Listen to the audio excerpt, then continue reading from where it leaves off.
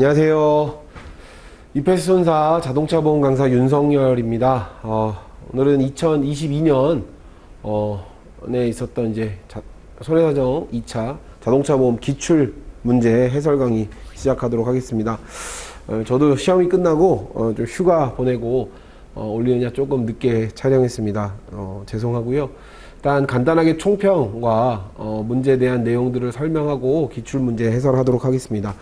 일단 평이했다고 생각합니다. 어느 정도 기본 이론과 문제풀이, 그러니까 우리 이페스 손사하고 쭉 커리큘럼대로 과정을 쫓아오셨던 분들은 그렇게 어렵지 않고 주제 자체가 어려운 생소한 문제들은 아니었다라고 생각합니다. 그래서 잘 쓰셨을 거고, 또 제가 누차 강조했던 법률상 책임 관련된 부분들 이제 조금 비교하자면 타 학원보다 조금 제가 더 많이 강조했었던 것 같은데 그 부분이 출제가 됐고, 별도의 추가적인 약관상의 책임을 묻는 문제가 아닌 법률상 책임에 관한 문제들만 묻는 문제가 출제가 됐었고요. 그리고 개정됐던 약관과 개정 전 약관을 조금 비교해서 풀으라는 문제가 나왔었어요. 그 문제들도 충분히 저희가 대비하고 준비했는데, 사실 약관에 대한 개정 전 약관까지 비교해서 쓰라고까지는 예상을 못했는데, 개정된 내용들을 위주로 준비를 했기 때문에 그 전의 약관을 써야 하는 부분에 있어서 수험생들이 조금은 당황했을 수도 있을 거라 생각이 듭니다. 그리고 나머지 상속과 관련된 문제, 그 다음에 개호와 관련된 문제, 그 다음에 피보험자와 관련된 문제들은 기본 과정부터 충분히 준비하시고 문제풀이 과정을 잘 거치신 분들은 어렵지 않게 작성했을 거라 생각이 듭니다. 마지막 문제는 이제 약관에서 작년에 개정된 금소법과 관련된 문제였고, 3보험에서 출제가 됐었던 문제가 우리 자동차 보험의 문제 형식으로 다시 출제가 됐어요. 그래서 이 부분은 대비하지 못했고, 저도 유일하게 언급하지 않았던 문제라 먼저 수험생 여러분들에게 죄송하게 생각하고, 근데 조금 아쉬운 건 우리 자동차 보험에서 사실은 그렇게 중요한 부분과 파트는 아니란 말이에요. 왜냐하면 우리 자동차 보험은 단기 소멸성 보험이에요. 1년짜리. 근데 사실 그 문제와 이따가도 설명하겠지만 아주 깊은 연관성이 실무상 있지는 않아요. 근데 출제가 된 게 잘못됐다, 범위를 벗어났다라고 볼 수는 없어요. 왜냐하면 약관에 있으니까. 근데 그거보다도 더 중요한 사실 변별력들을 따지기 위해서는 열심히 공부하신 분들은 합격하고 열심히 공부하지 않은 사람하고 차이를 둬야 되는데, 너무 소위 여러분들이 말하는 브리타의 문제였어요. 그래서 작년에 유예생들, 또 작년에 공부하신 분들은 조금 수월하게 썼을 수도 있을 것이고, 그렇지 않은 동차생들에게는 조금은 조금 어려웠던 문제였지 않을까, 대비하지 못한 문제였지 않을까 생각을 합니다. 근데 전반적인 7문제의 수준은 그렇게 어려운 문제는 아니었다라고 생각이 들고요. 늘 저희가 수업 시간에도 설명하면서 강조했었는데, 우리 자동차 보험 과목의 점수는 잘 안 주는 편인 건 이제 수험생들도 잘 아실 거고, 점수가 상대적으로 높게 측정되지 않는 이유는 물론 모든 수험생들이 다 잘 써서일 수도 있고요. 또 여러 가지가 있겠지만, 출제자분들이 조금은 이제 예전 오랜 3종 대인 시절부터 자동차 보험의 그 점수 채점의 고유한 방식 자체가 조금은 좀 올드한 면도 있고요. 좀 전통적으로 점수 잘 안 주긴 합니다. 그래서 모르겠어요. 이번 시험도 물론 다 쓰신 분들, 잘 쓰신 분들이야 당연히 점수가 잘 나오겠지만, 어느 정도 아주 잘 쓰지 않으면, 평균적으로 쓰신 분들은 생각보다 점수가 또 그렇게 높게 안 나올 수 있습니다. 그래서 감안하십시오. 그리고 늘 자동차 보험 점수가 짜다는 건 우리가 알고 대비했기 때문에 남보다 더 한 줄이라도 더 풍성하게 목차라도 내용이라도 키워드 위주로 하라고 제가 계속 강조했었는데요. 결과를 저도 우리 이페스 수강생들의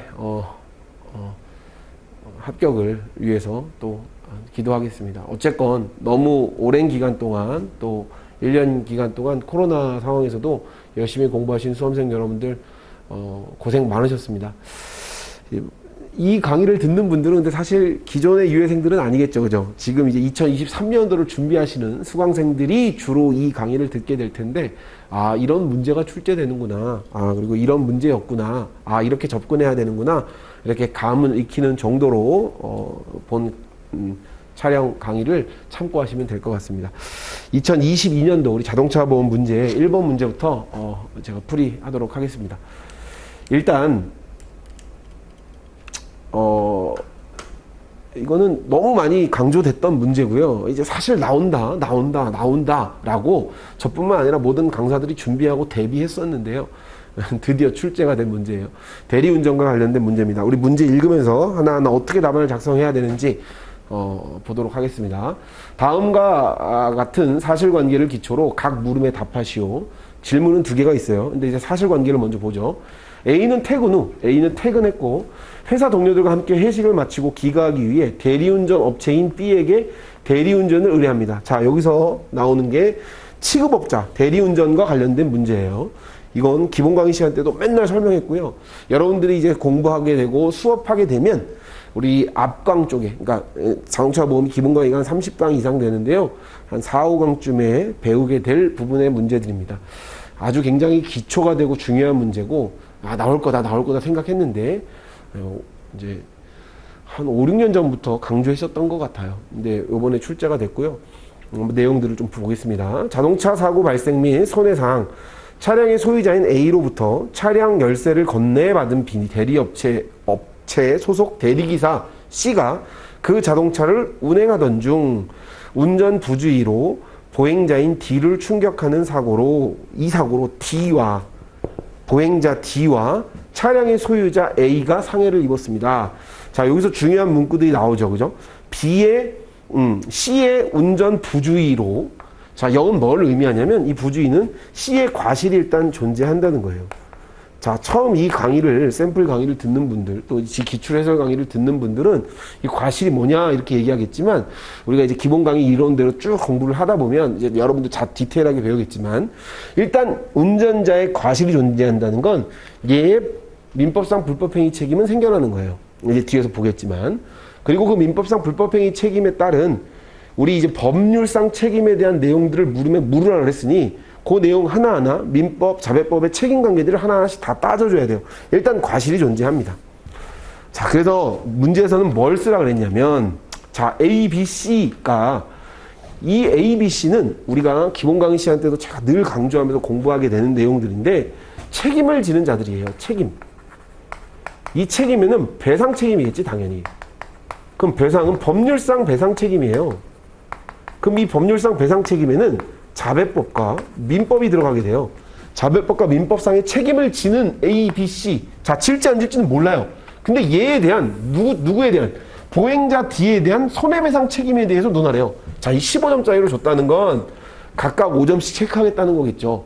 부분 점수가 나갈 거예요. 그러니까 제가 시험 끝나고 또 어떤 한 수험생에게 그런 질문도 받았어요. 아, 이게 내용을 좀 다르게 작성한 것 같습니다. 강사님 모범 답안과 제 답안을 비교하니까 조금 차이가 있는데 이건 어떻습니까? 자, 이따 설명하겠지만 자기 논리와 자기의 주장을 명확하고 객관적으로 허술해 갔다면 점수 받을 수 있고요. 이 문제 틀렸다고 해서 그냥 15점 다 날아가는 게 아니란 말이에요. 각각의 부분 점수들이 충분히 출제가 될 거고, 오히려 제 모범 답안이나 다른 강사들의 모범 답안보다 수험생이 작성한 내용이 더 논리적이고 판단된다면 점수 받을 수 있어요. 그러니까 그거에 대해서 너무 염려 안 하셔도 되고요. 이제 그 내용들을 좀 설명하겠습니다. 제가 기본 강의 시간 때도 늘 설명하지만 요 책임의 주체, 이 책임의 주체에 대해서 명확하게 법률상 책임, 지금 묻는 문제도 이거잖아요. 손해배상 책임에 대해서 논하래요. 이 법률상 책임에 대해서는 우리 자동차 보험의 사례 문제 및 자동차 보험 이론 및 실무의 가장 기본과 기초가 되는 문제예요, 사실은. 그래서 제일 강조하고 많은 시간을 사실 이 부분에 할애했습니다. 그리고 이 부분에 대해서 물론 뒤에 가서 뭐 강사마다의 차이가 있겠지만 이 부분은 그냥 간략하게 책임이 있다, 없다 이렇게만 작성하기엔 이 부분은 사실 너무 중요해요. 그래서 있다 없다 그냥 3줄 2줄로 답안을 내기에는 그럼 20점짜리 줄 필요 없죠. 5점 10점으로만 줘도 되죠. 20점짜리 문제들로 이거 2개 줬다는 건 이 내용을 충분하게 아주 검토를 잘 어느 정도 분량을 채워서 쓰란 얘기예요. 그래서 이 부분들은 간략하게 저도 뭐 모범 답안들을 제가 올렸지만 어느 정도 분량이 나올 거예요. 우리는 이 훈련을 사실 많이 했죠.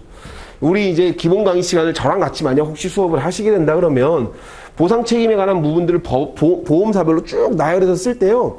사실 이 부분들은 간단하게 한 줄, 두 줄 쓰고 끝내는 강사님들이나 그렇게 적용시키는 학원들도 많이 있어요. 그게 꼭 잘못됐다가 아니라 이렇게 책임에 대해서 딱 논하라고 말했을 때 풍성하게 작성할 수 있을 정도가 되려면 이것도 준비를 해야 돼, 사실. 그래서 저는 이 부분을 계속 강조했었고, 이 부분에 대해서 우리 충분한 연습을 했는데, 다행히 이 문제가 출제돼서 다른 학원 수강생들보다는 좀 저희 학원 수강생들이 많이 잘 작성하지 않았을까라는 생각을 합니다. 어떻게 잘 수강할 것이냐. 그러면 일단, 제일 먼저 법률상 책임 관련된 부분에서 자배법을 언급 안 할 수 없죠, 그죠? 자, 자배법 3조의 책임이에요, 그죠? 자, 목차별로. 제가 다 답안을 쓸 수 없으니까. 목차의 기준들로만 작성하면 자배법 3조의 책임들을 써야 되고, 자, 이 자배법상 책임뿐만 아니라 민법상의 책임들도 존재해야 돼요. 왜냐하면 이 손해배상 책임에는 자배법 3조의 책임뿐만 아니라 민법상 손해배상 책임도 존재한단 말이에요. 그러면 민법상 여기서 적용될 수 있는 케이스가 뭐가 있냐면, 아까 좀 전에 언급했었던 이 C의 과실에 따른 일반 불법행위가 있을 거예요. 그럼 민법 750조. 자, 이거를 우리가 지금 기출 해설 강의 시간에 이 기본 이론에 대한 내용들을 다 설명하기엔 시간적 제약이 조금 있으니까 그 내용 간략하게 설명하면 고의 또는 과실로 남을 다치게 한 사람은 손해배상 책임을 지는 거예요. 그럼 누구? 아까 좀 전에 C의 손해배상 책임은 발생해요. 그 내용들을 언급해서 쓸 것이고, 자, 그 다음에 756조도 우리가 언급해줘야 돼요. 이 756조는 사용자 책임, 혹시 들어보신 분들이 계실 거고, 또 이제 뭐 기출 해설을 듣는 일반 유해생들은 많지 않을 거라 생각하는 가정하에 사용자 책임은 뭐예요? 내가 누구를 사용을 써가지고 누구를 써서 그 직원이 그 피용자가 남을 죽게 하거나 다치게 했을 때 남에게 손해를 가했을 때 그 사용자 너도 책임이 있니? 라는 거예요. 그럼 이것도 사용자 책임 여부를 따져야 되는데 그러면 이 사용자가 될 수 있는 사람은 누굴까요? 우리 앞에 부분 다시 돌아가서 보면 이 사용자가 책임을 질 수 있는 사람은 누구냐면 이 대리업자예요. 대리업자. 왜냐하면 C가 대리기사거든요. 자기 직원이에요. 그 자기 직원의 고의 과실로 자기도 책임을 질 수 있는 여지. 사용자 책임에 관한 부분이에요. 자, 요 내용 정도까지만 적으셔도 되고 추가적으로 또 언급할 수 있는 게 여기서 도급인의 책임 757조에 규정하고 있는 이 도급인의 책임도 언급해주면 좋습니다. 근데 사실 여기까지는 언급 안 한 수험생들이 많을 거예요. 도급인의 책임은 일을 맡겼을 때 그럼 누구에 대한 부분들로 언급이 되냐면 A의 민법상 책임 여부를 묻는 문제가 될 텐데 그 내용들을 쓰고 자 이걸 어떻게 적용할 것이냐라는 문제들로 목차를 세우면 돼요. 그럼 이 적용의 부분에서는 어떻게 목차를 써내갈까요? 책임의 주체별로 하나하나씩 다 쓰면 돼. A 그리고 B, C의 책임 관계들을 언급해 주면 됩니다. 자, 그러면 요 목차를 쓰기 전에 우리가 계속 공부했었던 책임 관계들을 따져보죠. 이 도식화 많이 그려볼 거예요. 갑보험사라고 가정하고, 책임의 주체가 되는 A, 그리고 책임의 주체가 되는 B, 책임의 주체가 되는 C.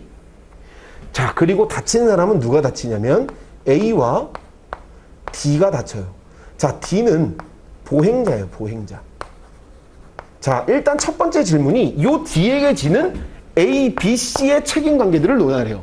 자, 그럼 요런 책임 관계들이 있는데 요런 책임 관계에서 A가 D에게 지는 책임, B가 D에게 지는 책임, C가 D에게 지는 책임을 쓰라는 거예요. 이해했어요? 무슨 말인지? 그러면 D는 자배법상 책임을 질 것인가? A는 자배법상 책임을 질 것인가? A는 민법상의 책임을 질 것인가? B는 자배법상 책임을 질 것인가? B는 민법상 책임을 질 것인가? C는 자배법상 책임을 질 것인가? C는 민법상 책임을 질 것인가? 요거 딱 떠주면 되는 거예요. 이해됐나요? 무슨 말인지? 요렇게 충분히 답안을 작성해야 되는데 간단하게 A는 책임 있다. 요 적용 부분만 딱 발췌해가지고 작성하면 여러분들 한 장 안 걸려요. 한 장이 뭐야? 뭐 한 반 페이지면 끝나요. A는 책임 있다. B는 책임 있다. 이렇게 쓰면. 근데 많은 학원과 많은 수험생들이 그렇게 답안 작성하는 분들이 많을 거예요. 왜? 처음에 우리가 훈련될 때 요 포맷으로 훈련을 하되 보험사의 보상 책임 논리대로 쭉 써가면 이렇게밖에 쓸 수가 없어요. 그래서 저는 계속 법률상 책임 이 부분을 계속 강조하면서 별도로 목차로 만들어서 별도로 여러분들 보고 쓰라 그랬었으니까 그 훈련이 돼 있는 수강생들은 충분하게 분량을 잘 작성했을 겁니다. 저도 이제 시험 끝나고 질문들을 많이 받았어요. 시험 끝나고 생각보다 어렵지 않은 주제였는데 막상 분량을 작성하려 하니 분량이 많이 나오지 않아서 조금 힘들었습니다. 이런 질문들을 많이 받았거든요. 그러니까 대비되지 않은 것들 경우에 얘가 어느 책임지는 건 조금 전에, 뒤에 설명하겠지만 간단하단 말이에요. 다 강조하고, 저만 강조한 게 아니에요. 모든 학원 선생님들도 다 강조하고 충분히 그 내용들에 대해서 언급하고 인지했을 텐데, 이걸 얼만큼 내가 바깥으로 끄집어내는 것들은 훈련되지 않은 수강생들은 쉽지 않았을 수 있다. 자, 그러면 이제 결론 풀어가 봅시다. 일단, 우리 공부한 수강생들은 알겠지만, 나중에, 요 위에 부분들을 우리가 공부해요. 이 책임 관계들을. 보험회사가, 갑보험사가 어떻게 책임을 지는지. 근데 지금은 그거 묻는 문제가 아니에요. 원래는 이것도 같이 물어봐야 되는데, 그거 안 묻고, 요 밑단에서의 법률상 책임 관계들만 딱 물어본 거예요, 여기만. 그럼 요거만 작성하면 되겠지. 그럼 그 목차는 요 순서대로 목차를 쓰면 돼요. 일단 자발법 3조의 책임. 자기를 위하여 자동차를 운행하는 자는 그 운행으로 남을 죽게 하거나 다치게 했을 때 손해배상 책임을 져야 돼요. 그러면 A, B, C가 운행자인가 아닌가를 따져야지. 일단 자발법상의 책임의 기준으로 얘가 운행자인가 를 써야 되는데, 대리를 맡긴 경우 우리 이제 목차 하나 더 여기서 A의 책임을 쓰면서 반드시 언급해야 되는 게, 취급업자에게 취급을 의뢰한 경우에 운행자성 여부들은 반드시 써서 언급을 해야 돼요. 이 얘기는 뭐냐면, 조금 디테일하게 설명을 할게요. 취급업자가 말 그대로 자동차를 취급으로 해서 먹고 사는 사람들을 말해요. 그럼 여기 취급업자라 하면 내가 자동차를 가지고 이걸 받아가지고 자동차로 먹고 사는 사람들, 그 중에 하나가 대리기사예요. 대리업체가 취급업자에 포함돼요. 이건 이제 여러분들 공부하면 아시겠지만, 혹시 기본 공부하신 분들은 당연히 아시겠지만, 약관에 그렇게 명시가 돼 있죠. 취급업자 안에 들어가 있어요. 그럼 취급업자 안에 대리기사가 들어가 있으니까 취급을 의뢰했을 때 취급을 맡긴 자는 책임이 있냐 없냐 이거란 말이에요. 지금 A가 취급을 맡겼어요. 누구에게? B에게. 대리업체라는 B에게 취급을 맡겼을 때 대리에게 맡긴 A에 넌 운행자 책임 있니 없니? 이걸 묻는 거라고요. 그런데 우리 공부하면 알겠지만, 취급을 의뢰했을 때 원칙적으로 취급업자에게 취급을 맡기면 운행지배는 단절돼요. 단 예외가 있어요. 어떤 경우냐? 대표적인 예외의 케이스가 이 대리의 케이스예요. 왜냐하면 한번 상식적으로 생각해 보세요. 대리를 맡겼다는 건 뭐예요? 대리 맡기고, 여러분들은 혹시 대리운전 해보신 분들 아시겠지만 운행에 대한 지시나 관여들을 아예 안 하지 않아요. 완전 꽐라가 돼가지고 뒤에 누워있는 분도 계실 수 있겠지, 물론. 그렇다 하더라도 판례는 차 외부인에 해당하는 이 D에 대해서는 A가 아직도 여전히 운행 지배에 관여하고 있다라고 봐요. 따라서 우리가 이제 공부하면 아시겠지만 A는 얘에게 운행자 책임을 집니다. 그럼 결과론적으로 지금 말한 대로 자발법 3조의 운행자 책임이 A에게 있어요. 그러면 하나 더 봐야 된다 그랬죠? 민법상의 책임도 따져야 된다 그랬잖아요. 민법상의 책임은 우리 이게 다 나열하기는 어렵지만, 얘의 고의가실 없고요. 얘는 사용자도 아니에요. 그럼 도급인의 책임상 도급인의 책임 또한 얘도 발생하지 않아요. 그러니까 일단 민법상의 책임은 존재하지 않아요. 이렇게 두 개를 좀 비교하시고, B는 아까 요거와 마찬가지예요. 취급을 이번엔 받은 사람이에요. 취급업자에게 취급을 의뢰했으니까 누가? B는 취급업자잖아요. 취급업자는 이론의 여지 없이 운행자 책임집니다. D에게. 따라서 B도 운행자예요. 운행자 책임지고, 민법상의 불법행위 책임도 존재해요. 어떤 책임이냐면 사용자 책임이 얘한테 존재해. 그래서 B는 사용자 책임도 진다. 민법상 책임뿐만 아니라 사용자 책임도 발생한다.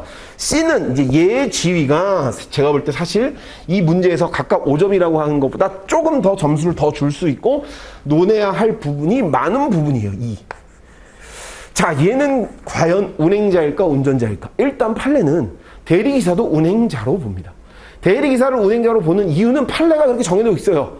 자기를 위하여 자동차를 운행하는 운행자다. 대리기사도. 그러면 운행자와 운전자의 개념이 뭐예요? 이렇게 물어볼 수 있겠는데, 다 설명을 하자면 운행자는 내 멋대로 운전할 수 있는 자예요. 사실상 처분권을 가진 자라고 표현을 하죠. 자, 내가 내 멋대로 운행할 수 있는 자인데, 이 대리기사는 그러면 운행자의 지위에 있다라고 법원은 정해놓고 있는데, 아무리 생각을 해봐도 운행자라면 자기가 결정하고 자기가 가는 것들이 일반적인 대리의 모습들은 맞는데, 자, 저뿐만 아니라 많이 기본 강의 시간 때 강사님들이 많이 얘기하는 부분들이 하나가, 이 대리기사는 사실 종속된 관계에 있어요. 누구에? B에 종속된 관계에 있단 말이에요. 그럼 B를 위해서 운전하고 결국 또 더 넓게 보면 A를 위해서도 운전하는 운전자의 지위에 있다라고 볼 수 있지 않냐 이거예요. 자, 원래는 이 모습이 대부분의 주류를 이뤘어요. 근데 판례가 운행자라고 하니까 운행자라고 본 거지, 그 전에는 이 기사는, 대리 기사는 운전자로 봤어요. 운전자라 하면 뭐냐면 운행자를 위해서 운전하는 자. 즉, A나 B를 위해서 운전하는 운전자다. 그러면 자배법상 운전자는 이제 뭐 공부하신 분들 아시겠지만 자배법상 운전자는 자배법상 운행자 책임을 지지 않아요. 손해배상 책임을 생겨날 자배법상의 책임은 존재하지 않게 되거든요. 운전자는.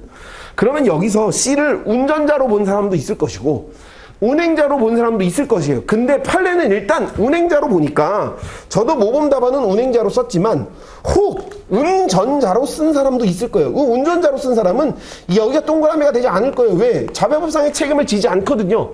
운전자라고 봐도 여러분들 틀렸다고 보지 않을 거예요. 왜냐하면 출제자 입장에서 아 그래 운전자로 봤어? 그럼 왜 운전자로 봤는지에 대한 명확한 해석과 내용들을 써야 돼. 자, 그래서 저는 모범 답안에도 밑에다 주석을 달아놨었는데 요 C에 대한 책임을 쓸 때 운행자로 봤든 운전자로 봤든 간단하게 봤다 이렇게 쓰지 마시고 거기 뒤에 밑에다가 여러 가지 해석과 논란이 있지만 판례는 운행자로 보지만 여러 가지 정황상 C를 운전자로 보고 답안을 작성한다라고 써도 전혀 문제되지 않는다.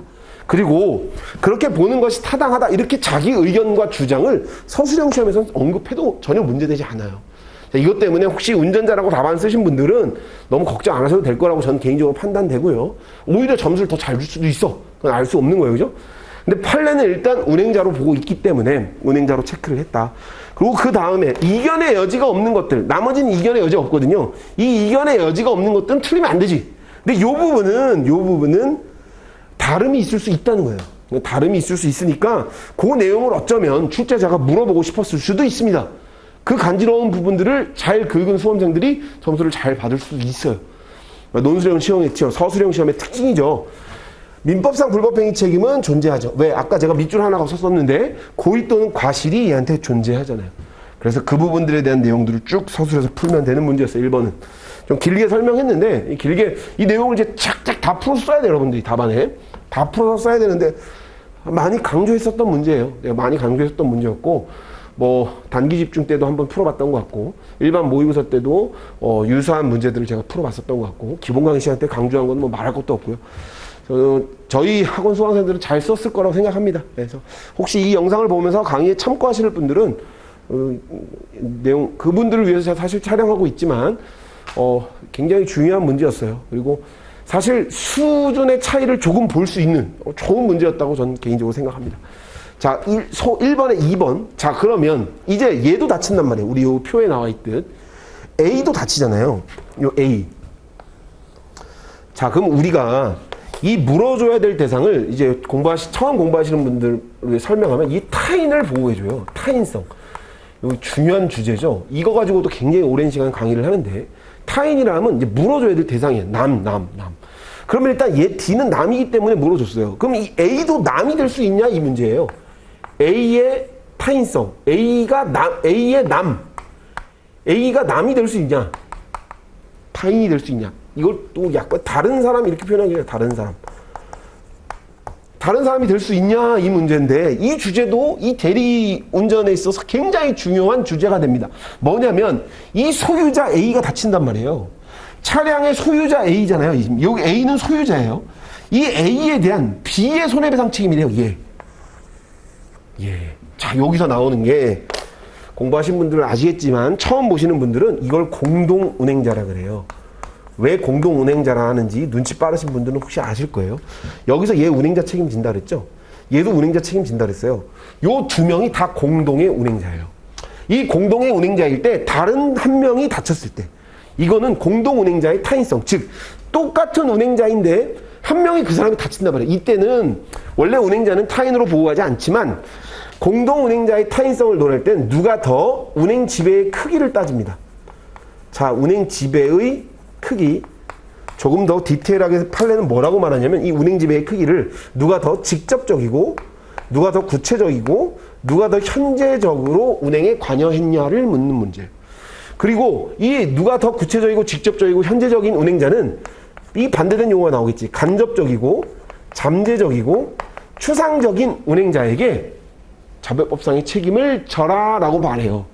그래서 이 문제는 어떤 문제가 되냐면, 즉 A와 B의 관계에서 A하고 B 중에 누가 더 운행지배가 크니 따라서 운행지배가 크면 물어줘야 되네 라는 걸 묻는 문제예요. 판례는 어떻게 말하냐면 운행지배가 얘가 더 크다고 말해요. 다시 B의 운행지배가 더 직접적이고 구체적이고 현재적이다라고 말해요. 다시 A의 운행지배가 더 간접적이고 잠재적이고 추상적이다라고 말해요. 그 얘기는 뭐냐? A는 B에게 타인 힘을 주장할 수 있다라고 판례가 말한단 말이에요. 사실 이 부분은 굉장히 강한 비판을 받고 있고, 그리고 이 부분 때문에 A에게 대인배상원, 우리 언급하진 않았지만 여기서 대인배상원을 보상해야 되는 문제가 또 문제점이 야기돼요. 결과론적으로 지금 실무적으로는 A에게 대인배상원으로 우리 보상 실무에서는 주고 있지 않지만 판례의 기준대로라면 A 소유자란 말이에요. 자기 차로 내가 남처럼 보상을 받는 문제가 생길 수 있다 이거지. 사실 출제자가 이걸 물어볼 수도 있는 문제였던 거예요. 이걸 물어보시고 너네 생각이 어떠냐 이거예요. 너네 생각이 어떠냐. A는 그러면 이거지. A는 타인으로 법원은 판단하는데, 타인으로 판단한다는 건 뭐예요? B에게 취급업자 B의 운행지배가 더 좀 전에 말했잖아. 직접적이고 구체적이고 현재적이니까 타인 힘으로 보호받을 수 있네. 그럼 너도 대인원으로 보상할 수 있네. 라는 내용을 좀 비판하기를 원했을 수도 있다는 거죠. 주관식 시험이니까. 저는 이 문제가 굉장히 중요하고, 이 문제에 대해서 그냥 간단하게 우리 원론적인 기준으로 직구현 타인이다 라고 쓰는 것보다 자기의 생각, 의견, 이 조금 들어가면 좋은 점수를 받을 수 있을 거라고 생각합니다. 그래서 타인으로 보기 어렵다라고 작성해도 상관없을 거고요. 그 논리, 자기의 주장과 의견을 명확하게 펼친 사람들한테 점수를 잘 줄 것으로 판단돼요. 이건 논란이 되는 문제들이었고 계속 이슈가 됐던 문제들인데 이 문제가 출제가 됐고 저희 입학 수강생들은 잘 작성했을 거라 생각합니다. 그래서 요 1번 문제는 좋은 문제였고 변별력도 있는 문제였다고 생각해요. 차이를 수강생들의 학습의 차이와 깊이를 조금 구분할 수 있는 문제였다고 생각합니다. 좋은 문제였어요. 네. 자, 2번. 자동차 보험 사고부담금 제도에 관련하여 다음 물음에 답하시오. 자, 20점짜리로 출제가 됐는데요. 작년에도 이 문제가 30점짜리로 문제가 구분돼서 출제됐었어요. 사고부담금, 일단 먼저 물음 자체는 아주 간단한 질이에요. 어려운 게 아니에요. 질이에요. A가 자기 승용차를 음주운전, 혈중앙도 0.07 얼마부터가 음주운전이냐면 0.03부터가 음주운전이에요. 그러니까 이거 음주운전에 해당되네요. 그죠? 가다가 인도를 걸어가던 B와 C를 충격하고 두 사람 모두 치료 중 사망. 이게 핵심이었죠. 치료 중 사망. 뭐하고 뭐가 병합되는 거냐면 치료 중 부상과 사망이 경합되는 거예요. 자, 요거는 우리 뒤에서 보겠지만 1억 8천 한도가 돼요. 대인배상원은. 자, 요거는 잘 체크해 놓고 어쨌건 여기에서 질의하는 문제들 밑에 보면 대인배상에 대한 금액들이 언급되어 있는데요. 이 대인배상 언급들은 뒤에 손해액을 산정할 때 이 부분은 크게 중요하지 않아. 다 그냥 나와 있는 부분들이니까. 자, 손해사항을 보면 B, C는 이렇대요. 질문이 뭐냐면 최근 신설 또는 개정된 신설 또는 개정, 그냥 신설 또는 개정이라고 하지 말고 그냥 개정된 해도 된 상관없는데 사고부담금에 대해서 설명하시오. 바뀐 약관을 쓰라는 거잖아요. 자, 바뀐 약관 우리 계속 강조하고 모의고사 때도 언급했고 여러분들 꼭 체크하라고 수십 번 강조한 문제예요. 그런데 사실 이 사고부담금의 약술에 대한 문제 10점은 이 문제는 작년하고 똑같은 문제예요. 그러니까 바뀐 내용만 언급하면 되는 거예요. 바뀐 내용도 수치만 바뀌었어요. 그리고 하나가 들어가냐면 뭐가 들어가냐면 마약, 약물에 관한 내용이 신설됐고 그리고 금액이 여러분들이 시험 봤던 7월 28일자 기준 여러분들 그 뒤에 봤잖아요. 시험을 30일 봤으니까 이때로 금액이 바뀌었어요. 어떻게 금액이 바뀌냐면 대인배상 1 전액 대인배상 2는 1억 똑같단 말이에요. 요 바뀐 부분들에 대한 내용들을 쓰라는 거예요. 근데 이것만 쓰라는 게 아니지. 목차별로 쓰라는 거예요. 약관에 어떻게 돼 있냐? 사고부담금에 대한 약관 규정. 사고부담금의 약관 규정. 그럼 어느 기준으로 작성해야 될까요? 현행 기준으로 당연히 작성해야지. 현행 기준. 요 기준이지, 요 기준. 현행 기준의 약관을 작성하고 변하지 않은 약관이 또 뭐 있죠? 적용에 대한 부분들. 어떻게 적용되나요? 못 낼 수도 있잖아요. 경제적 사유 등으로. 피보험자가 경제적인 사유 등으로 지급하지 못한 경우에 선지급해요, 보험사가. 누구에게? 피해 보상에 대한 보상을 피해자에게 먼저 선보상하고 그 금액에 대한 지급된 보험금의 구상이 이루어지죠. 누구에게 이루어질까? 이 구상을. 당연히 피보험자가 부담하게 되겠죠. 요 내용을 목차별로 쓰라는 얘기였고, 이거는 아마 다 잘 쓰셨을 거예요. 다 잘 쓰셨을 건데, 또 뭐 어떤 학원에서는 뭐 그냥 제끼라고 뭐 이렇게 얘기했다고도 하는데, 그 부분 뭐 저희는 계속 강조했던 문제였고, 꼭 대비하라고, 이 수치 꼭 기억하라고 얘기했던 거였고, 사실은 이것보단 요 문제는 좋은 문제라고 생각해요. 왜냐면 요거는 우리가 계산 문제로 대비를 사실 많이 했었을 거예요, 우리 수강생들이. 왜 그렇게 얘기했냐면, 요 약관에 관한 부분들이 개정되니까요. 여기 7월 28일 써있잖아요. 7월 28일 계약과 그 이전. 그럼 여러분들 한번 생각해 보세요. 여러분들이 지금 현행 굴러가고 있는 자동차 중에서 책임 개시의 기준이 7월 28일이란 말이에요. 그러면 1월 1일 계약일 수도 있고요. 1월 2일 계약일 수도 있고요. 이 계약일의 기준에 따라서 요 사고부담금을 어떻게 적용하는지에 대한 기준이 달라져요. 그래서 지금 현행 기준으로 이해하면 현행 기준으로 전 약관을 적용한 사람들도 있을 수 있을 것이고, 새로운 약관을 적용하는 시중에 돌아다니는 모든 차들 중에 다 이걸로 일괄적으로 적용된다, 이러지 않을 수 있단 말이에요. 어떤 차는 사고부담금이 요게 적용되고 어떤 차는 사고부담금이 요게 적용될 수 있다는 거지. 그 얘기는 뭐냐, 실무적으로 충분히 논란과 쟁점이 될 수 있다. 그래서 이거는 괜찮은 문제라고 생각해요, 저 개인적으로. 그리고 요것들이 계약일에 따라서 금액이 달라질 수 있다라는 건 대비를 했단 말이지. 근데 우리 4번이나 5번, 우리 군 공제 같은 경우는 그거는 조금 문제가 있다라고, 요거하고 조금 다르다고 해석되는 건, 그건 2022년 1월 달에 개정이 됐어요. 자, 그럼 1월 개정 기준으로 우리가 다 대비를 했는데, 2021년 1월 이전 거, 반대로 말하면 그 전의 계약들까지도 비교하라는 건 조금 요거하고는 성격이 좀 다르지 않나, 저 개인적으로 그렇게 생각이 듭니다. 그래서 그 내용 다시 설명할게요. 그래서 어쨌건 요렇게 작성을 하면 됐고요. 2번은 개정된 기준에 따라서 얘네들의 금액들을 좀 비교하라 이거예요. 개정된 기준으로 A, B에 대해서 사고가 이렇게 났는데 발생될 사고 부담금에 대해서 구분을 해라. 사고 부담금을. 그럼 일단 B의 손해를 쭉 해보면 돼요. B의 손해는 일단 이거 다 해도 돼요. 부상 이렇게 구분을 해도 되는데 이렇게 해도 큰 차이 없어요. 총 손해 기준이 이 5억 9,500이에요.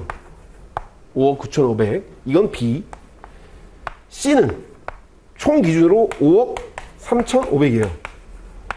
자, 이 총 얘의 손해액이 이거라고요. 총 손해액이 이건데, 사실 저는 모험담에는 이걸 다 구분해가지고 대인 원 얼마고 부상 얼마 이렇게 했는데, 일단 부상, 사망, 대인배상 원, 대인배상 원의 기준으로 따지면 1억 8천까지 지급될 거예요, 얘는. 똑같이.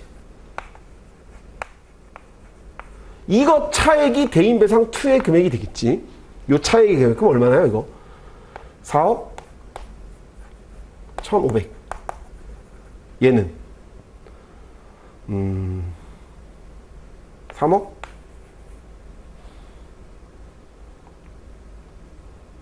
5,500이나요? 자, 이렇게 될 텐데, 자, 대인배상 원의 현행 기준과 이 구분을 하라 했잖아요. 현행, 지금 7월 28일 이전, 그리고 7월 28일 이후. 그럼 이전의 기준은 어떻게 돼 있었냐면, 음주운전은 일단 대인배상 원은 1,000만 원. 대인배상 2도 동일하게 1억으로 되어 있는데, 요거는 사고당. 그러면 이 이전 금액은 합계 얼마예요? 1억 1,000이에요. 사고부담금이. 그런데 7월 28일은 지급보험금, 어떤 거? 대인배상 원의 지급보험금은 전액 사고부담금이에요. 그럼 대인배상 원의 지급금액 얼마? 1억 8천, 3억 6천만 원은 얘가 지급해야 되고, 대인배상 2도 동일하게 얼마? 1억 지급해야 돼요. 이거는 지급 금액이에요. 사고당이 아니라. 이건 한 번의 사고로 얼마가 손해가 나가든 1,000만 원만 내면 돼요. 그리고 대인배상 2는 동일하게 1억 사고당 기준으로 되어 있는데, 대인배상원은 약관에 뭐라고 규정되어 있냐면, 보험금 지급된 금액들 내 한도 내에선 다 청구돼요. 그러면 1억 8천 한도 내에 다 청구. 그럼 사고부담금이 어떻게 되냐면, 개정 이전은 1억 1천, 개정 이후는 3억 6천, 4억 6천이 되는 거예요. 이해됐나요? 무슨 말인지? 이거는 계속 강조했었던 문제였고, 산수니까 이거는 어렵지 않게 풀 수 있었을 거라고 생각합니다. 아, 좋은 문제였다고 생각해요. 근데 이제 약수를 묻는 문제, 이거는 그냥 10점짜리로 보험금에 대한 내용만 출제했었으면 더 좋지 않았을까. 왜냐면 동일한 약술의 문제가 2년 연속 출제가 됐으니까. 그래서 이것 때문에 논란이 또 많고 얘기가 됐지만 범위를 넘어선 건 아니었고요. 그리고 충분히 했었던 수강생들은 어렵지 않게 작성했을 겁니다. 그래서 1번, 2번 문제 자체가 금액이 이것만 해도 벌써 40점이잖아요. 그죠? 40점짜리 문제 여기서 어느 정도 답안을 충분히 쓴 수강생과 안 쓴 수강생들 격차가 많이 났을 거예요. 네, 그렇게 생각합니다. 자, 그 다음에 3번 문제. 3번 문제는 이거 뭐 모의고사 때 거의 똑같은 문제죠. 거의 똑같은 문제 출제됐고. 그 대신 사례를 줬어요. 저는 문제에서는 그냥 상속의 규정들만 쓰라고 했는데 이번엔 아예 사례 속에서의 상속 관계들을 논하라고 문제가 주어졌죠. 타인은 자동차 보험에 가입된 자기 소유의 자동차로 운전하던 중 사고를 일으켰고 그래서 누구? A가 사망했어요. 그럼 A의 유족은 누구냐? 자, A가 사망했단 말이에요. 사망. 근데 A의 유족을 보니 일단 배우자가 있어요. 배우자. 그리고 아직 출생하지 않았지만 태아가 있어요.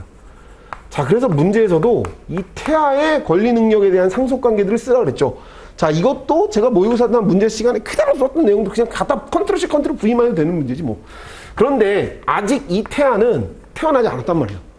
그래서 여러분들 뭐 혹시 뭐 공부 계약법 시간에 공부 충실히 하신 분들 아시겠지만 상속관에서 설명했겠지만 이거 무슨 정지조건설 해제조건설 있죠? 그 내용을 써야 돼. 그럼 결과론적으로 얘가 출생하냐 안 하냐에 따라서 좀 달라지겠죠. 그죠? 정상적으로 출생하냐 정상적으로 뭐 출생하지 않느냐에 따라서 그 내용들이 언급이 되는 것이고 일단 그렇지 않을지는 지금 알 수 없잖아요. 그럼 그 두 가지 내용을 다 쓰라는 얘기예요. 출생할 경우엔 상속이 어떻게 될 것이고 출생하지 못했을 때는 어떻게 될 것인지에 대한 내용들을 설명해야지. 두 가지의 가능성들을 다 언급해야 된다는 얘기예요. 무슨 말인지 이해가죠? 일단 그럼 뭘 쓸 수 있을까? 첫 번째 상속에 관한 내용들 상속 순위를 쓸 수 있겠지. 먼저 상속 순위 어떻게 돼요? 직계, 존, 비속부터지. 비속, 그다음에 존속, 밑에 위에, 그죠?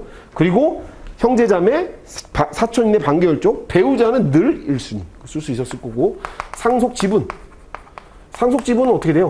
똑같이 뭐 상속 지분은 다 1대1대1인데 배우자만 0.5를 더 가산해준다. 요 내용 쓸 수 있었을 것이고 그죠? 그 다음에 태아에 대한 내용들을 써주면 좋죠. 왜? 태아에 언급해야 되니까. 그래서 이게 정지조건설, 해제조건설 요 내용들이 있는데 이거 써주신 분들 좋고 안 쓰셔도 뭐 사실 상관없어요. 태아에 대한 내용들은 달라질 수 있으니까. 결과론적으로 여기서 뭘 써야 되냐? 여기서 상속에 대한 내용들. 그래서 이걸 어떻게 적용할 것이냐? 그래서 A의 사망보험금에 대한 기준으로 일단 첫 번째 정상적으로 태아가 출생한 경우에 상속 1순위는 태아랑 배우자가 돼요. 그죠?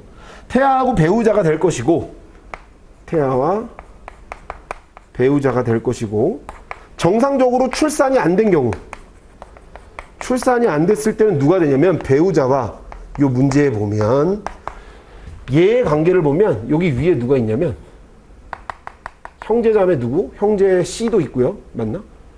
어디 있나? 형제도 있고 요 위에 조부모 있어. 조부모. 그죠? 이 경우에 누가 되냐면 배우자와 조부모가 1순위 상속권자가 됩니다. 이 내용을 푸는 문제였고요. 이건 정말 어렵지 않죠. 이거는 기본 이거 3보험에서도 이 부분은 굉장히 많이 출제되잖아요. 이거 15점짜리로 문제가 출제됐어요. 그래서 이거는 뭐 제가 생각할 때 2차 공부를 그냥 하신 수험생이면 다들 썼을 것이다. 네. 그래서 상속순위, 상속 뭐 지분, 그 다음에 태아의 상속권, 그 다음에 적용해서 태아가 정상적으로 출생한 경우와 출생하지 않았을 경우를 비교해서 쓴 수강생들이 대부분일 것이고 이거는 이제 못 쓰고 틀린 수강생들은 조금 타격이 있을 수 있죠. 이 문제는. 왜냐면 자동차 보험에만 관련된 사례 자체가 자동차인 것이지 이거 우리 손해사정사 공부하는 수강생들 이거 모르는 수강생이 어딨냐 그죠? 제가 개인적으로 그렇게 판단해요. 그래서 이거는 다 잘 썼을 것이다. 15점짜리 배점이었어요. 네. 10점 정도만 줬으면 더 좋았을 텐데 배점 상대적으로 좀 많은 배점이었어요. 그래서 어쨌건 이 문제도 뭐 충분히 나올 수 있는 문제였고 모의고사 때도 다뤘던 문제라 저희 수강생들 잘 썼을 것으로 생각됩니다. 자, 4번. 자, 요번은 조금 제가 이제 좀 비판을 하고 싶은 게 이거예요. 이 문제 15점짜리 문제로 출제가 됐고 군 기간에 대한 내용, 현역병에 대한 문제를 묻는 문제였고 그것 묻는 건 아주 좋았어요. 괜찮았어요. 괜찮았는데 이전의 문제를 비교시키면서 문제를 주라는 건 이거는 조금 이제 좀 아쉬움이 남는 부분이에요. 어떤 거냐면 2021년 1월에 이게 개정이 됐단 말이에요. 그럼 지금 현행 기준으로 다 우리가 이걸로 설명을 했어요. 강의를. 2021년 기준으로 바뀐 개정에 대한 내용들. 그러면 개정 전에 대한 내용들을 설명했을까요? 물론 구조상으로 이렇습니다. 제 교재도 당연히 2022년 이전에 교재가 편집됐기 때문에 이전 내용이 들어가 있어요. 제 교재도 그렇게 돼 있고 바뀐 개정의 내용들은 다시 여러분들 자료 나눠주고 설명을 했단 말이에요. 없는 게 아닌데 지금 당연히 시점상 적용되는 건 2022년 1월 이후의 기준들로만 묻는 취지 정도까지만 물어도 좋았을 텐데 완전 그 두 개를 비교하라고 했단 말이에요. 이 문제 보면 산정 방식을 아예 비교하래요. 그러니까 요거에 대해서는 이제 내용이 크게 바뀐 골자들만 언급한 수강생들도 있을 것이고 아예 모범단원과 똑같이 작성하는 분들도 계실 텐데 저는 바뀐 골자들만 언급을 목차로 잘 작성했어도 좋은 점수를 얻을 수 있다고 생각합니다. 그리고 이 내용들에 대해서 산정 방식이 완전 달라진 건 아니기 때문에 그리고 내용이 아주 어렵게 바뀐 게 아니기 때문에 좀 공부를 좀 어느 정도 하신 분들은 사실 더 수월하게 썼을 수도 있는데 혹시 어느 정도 좀 이렇게 뭐라 해야 될까요? 이렇게 포인트를 잡아가지고 이렇게 쪼개서 공부하신 수험생들은 목차만 작성하셨어도 변경된 목차들 중요한 키워드들만 작성했어도 충분히 부분 점수 받을 수 있다고 생각합니다. 어쨌건 이 내용들 좀 설명을 한번 할게요. 일단 큰 골자로 바뀐 건 상실수익액이 있어서 이 문제에서도 상실수익에 대한 내용들을 물어본 거죠. 대인배상에 있어서 산실수익의 산정 방법. 그럼 일단 대인배상에서 산실수익의 산정 방식이 어떻게 되냐 이거예요. 사망의 경우. 일단 월현실소득액. 이거는 공통된 상황이죠. 월현실소득액. 월현실소득액에서 공통된 거예요. 여기서 뭐 공제하나요? 생활비 공제예요. 그리고 뭐 곱하죠? 여기다 생활비 공제하고 사망 후부터 보험금 지급일까지의 월수, 보험금 지급일, 월수 더하기 뭐냐면 이 보험금 지급일부터 취업 가능 연한까지의 지금 현행 기준은 호프만. 자, 노란색으로 쓸게요. 호프만 계수고 요거 이전, 자 2021년 1월 이전은 뭐였냐면 L계수였어요. L계수.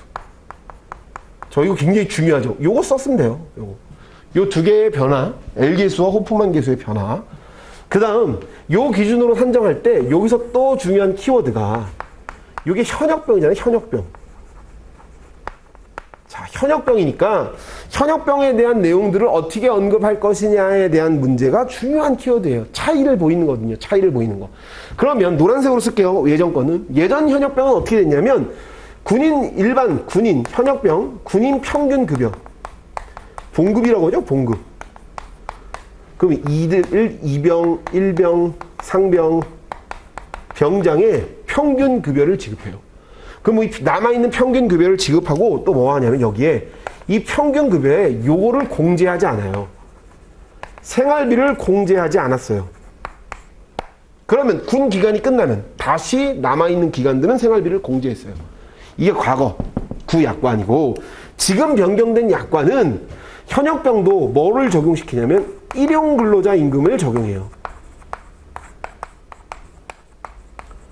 자, 이게 포인트지. 자, 일용근로자 임금을 적용하니 뭘 적용 대상이 될까? 당연히 요거와 동일하게 생활비를 공제합니다.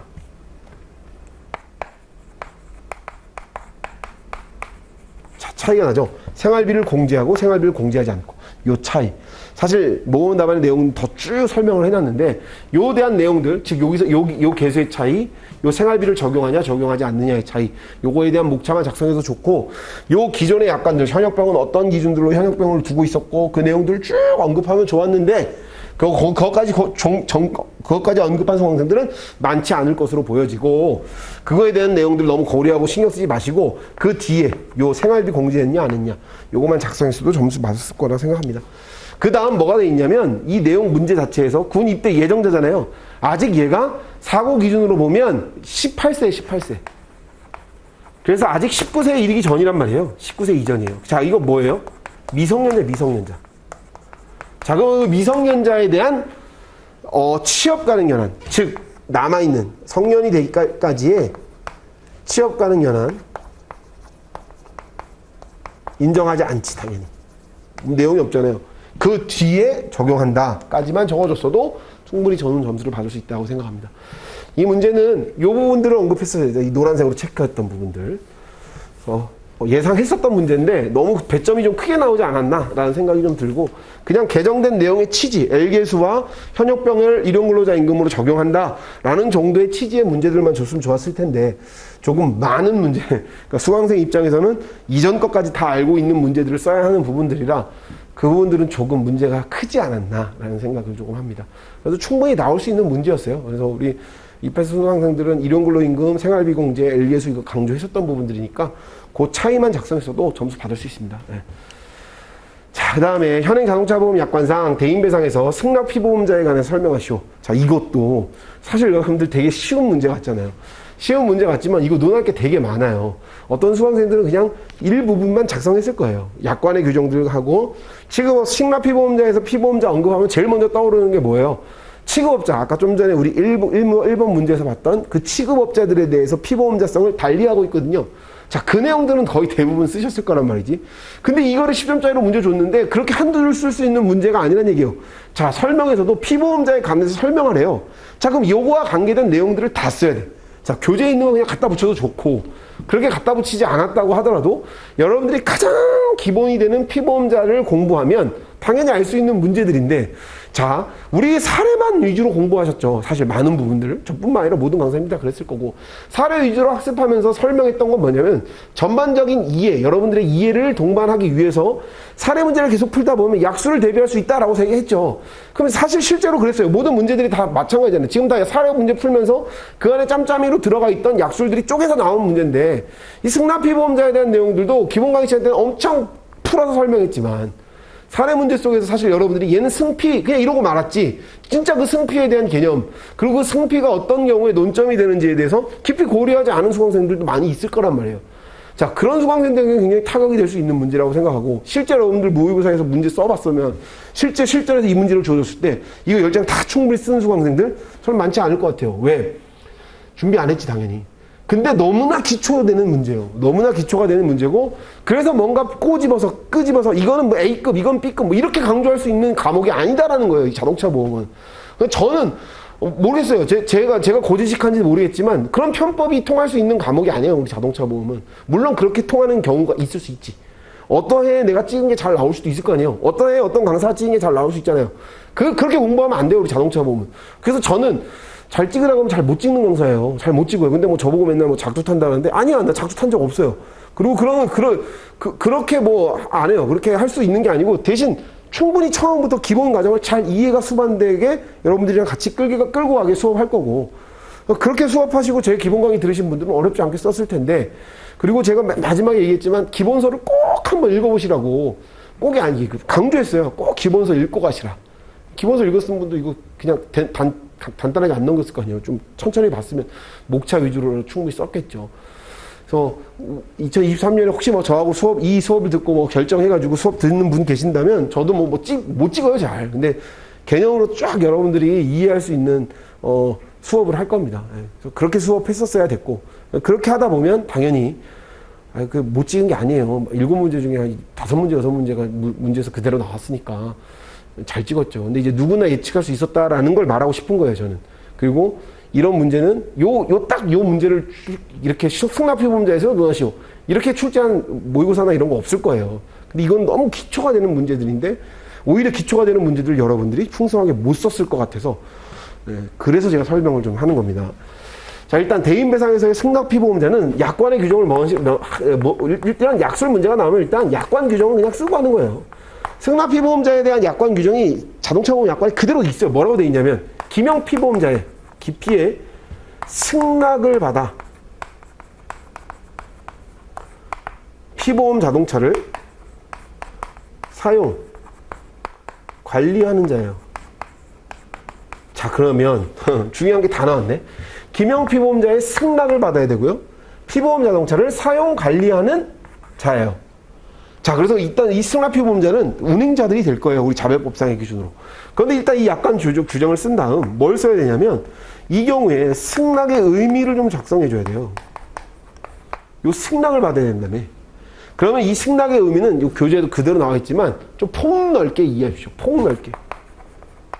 자, 그래서 제가 이거 기본 강시할 때도 설명했는데, 자, 지금 뒤에 촬영하는 분 계세요. 수강생들 없고 저하고만 있는데, 촬영하는 분이 제 열쇠를 갖고 이렇게 흔들면서 나간단 말이에요. 그럼 나는 아무 말 안 했어요. 근데 뭔가 꼭, 자, 내 차를 써. 이런 의미만을 말하는 게 아니에요. 묵시적이든, 그냥, 가져가네? 내 차 쓰려나 보다? 아니면 뭐 내 차를 문을 열려나? 뭐 가져가려나? 라고 말할 수 있을 거 아니에요. 강사님, 저 이거 차 써서 저 앞에 좀 갔다 오겠습니다. 이렇게 말 안 하지 않아도 무슨 말인지 이해가요? 꼭 명시적이거나 또 꼭 정확하게 딱 직접적이지 않아도 간접적이거나 묵시적인 경우도 다 폭넓게 이해하고 있다. 이렇게 이해하시면 돼요. 승낙의 의미를 넓혀주고 있고요. 그러면 근데 반드시 기명 피보험자의 승낙이어야 해요. 그래서 여기서 보면 적용을 좀 잘해야지. 이 승낙 피보험자 이해 적용. 그 대표적인 게 지금 말했던 것처럼 전차인이 있겠지. 전차인은 다시 말하면 재승낙. 자, 기명피보험자의 승낙을 받아야 된다 그랬잖아요. 그럼 기명피보험자의 직접적인 승낙이어야 하는데 기명피보험자의 승낙이 아닌 승낙피보험자의 승낙. 이걸 우리 재승낙, 전차인이라고 말하는데 이런 재승낙의 경우까지도 넣어야 하냐 이거지. No. 그건 보지 않아요. 예외적인 경우를 제외하고 그 예외적인 경우까지 여기에 답안을 쓸 필요는 없고 전차에는 원칙적으로 안 된다. 다만 예외적인 경우가 인정될 수 있다. 이렇게만 써면 되는 거야.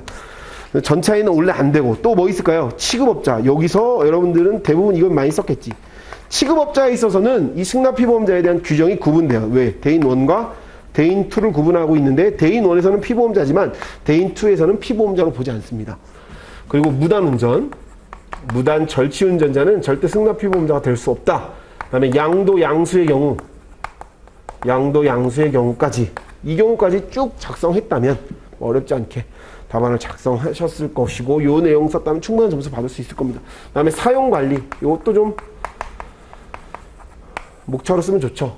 사용관리는 이것도 또 폭넓어요. 사용관리의 개념 자체가 그렇게 목차를 잡고 쓰셨으면 됩니다. 10점짜리 저는 좋은 문제였다고 생각해요. 이것도 공부한 수강생과 공부 안 한 수강생의 답안의 분량이 엄청 차이가 날 수 있는 문제였습니다. 이 문제.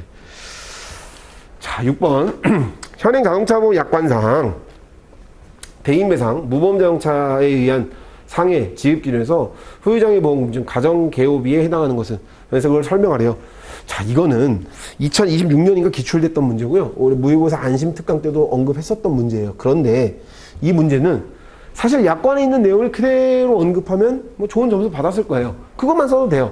근데 2026년의 문제는 뭐였냐면 판례에서의 개호비와 지금 이 약관에서의 개호비의 차이점들에 대해서 쓰라고 얘기했거든요. 좀 비교하라는. 그 문제가 사실 더 좋은 문제였다고 생각해요. 제 개인적으로는. 왜냐하면 지금 현행 자동차보험 약관의 개호비의 인정기준과 소송 시의 인정 기준의 갭이 좀 큽니다.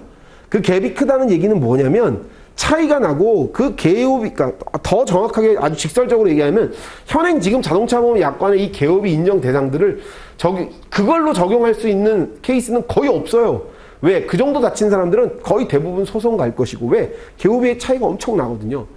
그래서 그 부분들 때문에 사실 그걸 묻는 게 더 좋지 않았나라는 생각이 드는데 어쨌건 이건 약관에 있는 내용 그대로 갖다 쓰면 돼요.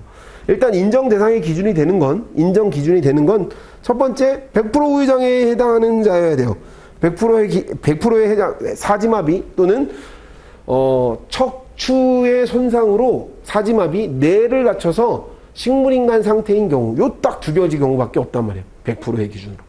그러면 그 기준에 있어서 약관에 명확하게 막 명시돼 있죠. 스스로 이동이 못한다. 자력으로 식사 불가능하다. 대소변을 가릴 수 없다. 안구를 쫓아갈 수 있으나 알아보지 못한다. 소리를 내도 뜻을 내어 말하지 못한다. 눈을 떠라. 손을 물건을 쥐어라 하는 정도의 간단한 명령에 응하지만 그 이상의 소통이 불가능한 뇌 손상에 입은 식물인간 상태의 환자이거나 척추 손상으로 일상생활이 불가능하고 침대에 앉아서만 생활해야 되고 욕창을 방지하기 위해 수시로 체위를 바꿔야 되는 사람들만 해당이 돼요. 이 사람들에 해당하는 사람들은 실질적으로 이걸 적용되는 케이스, 소송하고 차이가 너무 많이 나기 때문에 잘 요거 적용되는 케이스가 많지 않거든요. 어쨌건 그거 묻는 문제였고요. 예, 그래서 1인 1일 내로 1인 근로자 임금의 간병비를 지급하죠. 그래서 요거는 약관에도 명시되어 있지만 정기금으로도 지급할 수 있어요. 제가 그래서 마지막 모의고사 때 정기금 일시급에 대해서도 한번 설명했는데, 자, 간병인에 대한 부분들이 바로 일시급 또는 정기금이 지급될 수 있는 케이스죠. 그거까지 작성을 하신 분들은 좋은 점수 받았을 겁니다. 일단 뭐 이거 그 일에서 계속 얘기하는 게 기본 강의부터 저하고 이 학원 커리큘럼대로 쭉 오신 분들 이거 다 봤던 문제들이니까 어느 정도 다 쓰실 텐데, 이렇게 마지막에만 이렇게 오셔가지고 딱 이렇게 찝어서 하시는 분들은 대응하지 못할 수 있는 문제들이 있죠. 그러니까 가급적 결정하셔서 공부하시는 분들은 이 학원 커리큘럼 과정대로 쭉 따라오시는 걸 추천드립니다. 자, 7번 문제. 이거는 뭐 죄송해요. 저도 언급 못했고요. 예상 전혀 못했습니다. 예. 유일하게 전혀 예상하지 못하고 나온 게 조금은 이상하다 생각하는 사람 중에 한 명. 예. 이거는 작년 2021년도 3보험 기출 문제인데 자동차 보험을 조금 변형시켜서 문제 출제됐어요. 약관이 개정되면서 금융소비자보호법이 개정이 되면서 이 들어간 부분들인데, 저 뭐 모분 답안도 제가 올려드렸는데 참고하시면 되겠지만 약관에 명확하게 명시를 해놨어요. 약관에 명시를 해놨는데 거기에 내용들은 보면서 좀 설명드리면, 금융소비자보호에 관한 법률 제47조에 이렇게 규정하고 있죠. 금융소비자는 금융상품 판매업자 등 그래서 거기에 뭐뭐 있냐면 적합성의 원칙, 적정성의 원칙, 설명 의무, 불공정 영업행위 또는 부당 권유 뭐 이런 것들로 인해 계약을 체결한 경우에 5년 이내에 대통령이 정하는 기간 내에 서면 등으로 해당 계약의 해지를 요구할 수 있는 거예요. 위법계약의 해지, 그래서 이 위법계약의 해지에 대한 내용들이 약관에 해지 요구권의 제척기간이 명시되어 있고, 해지 요구권 제한, 그 다음에 통지 의무, 해지권, 계약 해지권, 그 다음에 해지의 효과, 기타 권리, 이런 내용들을 약관에 딱 명시됐는데, 사실 이 부분을 3보험을 준비하신 수강생들, 그리고 작년에 시험 보신 수강생들은 어렴풋이 작성했을 수도 있을 것이에요. 그죠? 준비를 했으니까. 뭐 작년에 이 문제 잘 쓰신 분들이 떨어졌는데 자동차 보험이 나왔다? 똑같이 잘 쓸 수 있었겠지. 유예생이 조금은 유리했던 문제. 그리고 3보험 준비하신 분들은 뭐 자동차에서 대비는 안 했지만 3보험에서 대비, 근데 사실 좀 이런 표현하면 그렇지만 3보험에서도 대비 안 했을 거예요. 왜냐면 작년에 시험에 나왔잖아, 이게.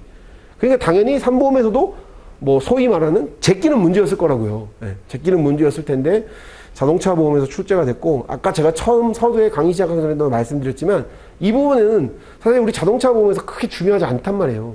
왜냐면 자동차 보험은 장기 보험으로 이루어지지 않아요. 계약을 몇 년씩 안 해요. 1년씩 단기 소멸성 보험이잖아요. 근데 이게 뭐 5년 이내에 계약을 해지할 수 있는 이 내용들이 사실 자동차 보험과는 조금 차이가 있어서 안 다루고, 저뿐만 아니라 또 다른 강사님들도 뭐 거의 안 다뤘던 걸로 제가 알고 있는데, 조금은 아쉽지만 어쨌건 뭐 출제가 됐고 모두에게 공평한 상황이었으니까 너무 못 썼다고 실망하거나 좌절하지 마시고, 다행히 10점 짜리로 출제가 돼가지고 분량 자체나 이 범인 이 배점은 그렇게 높지 않아서 좀 다행입니다.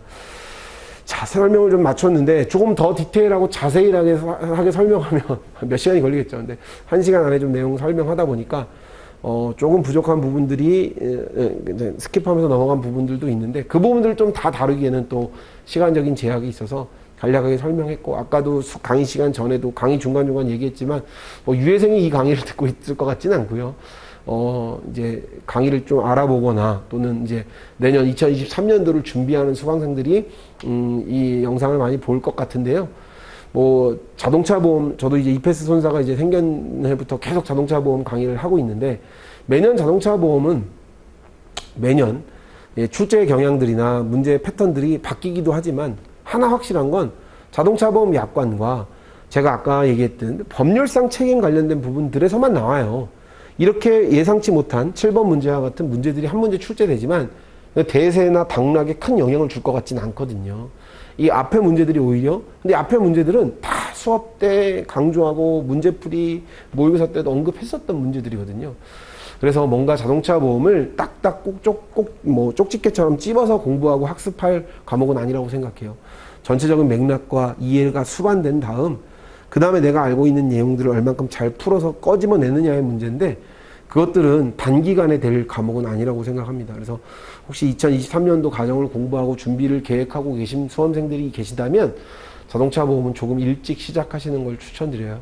조금 일찍 어느 정도 궤도에 올라가면 상대적으로 외울 게 많지 않은 2차 과목 중에 하나입니다. 그래서 다른 뭐 의학이나 뭐 삼보원 강사님들도 뭐 출중하시고 현업에서도 유명하신 분들이라 잘 가르쳐 주시지만 외울 게 일단 기본적으로 많단 말이에요. 배당 책임도 마찬가지예요.